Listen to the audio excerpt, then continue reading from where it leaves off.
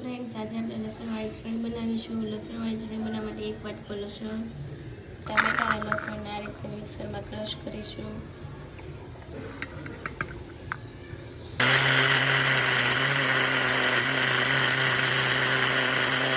આ રીતે આપણે ટામેટું અને લસણને મિક્સરમાં ક્રશ કરીશું.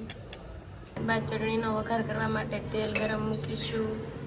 તેલ ગરમ થયા બાદ તેમાં હિંગ ઉમેરીશું, હળદર, સ્વાદ અનુસાર મીઠું, ખાંડ, ધાણા જીરું પાવડર, લાલ મરચું,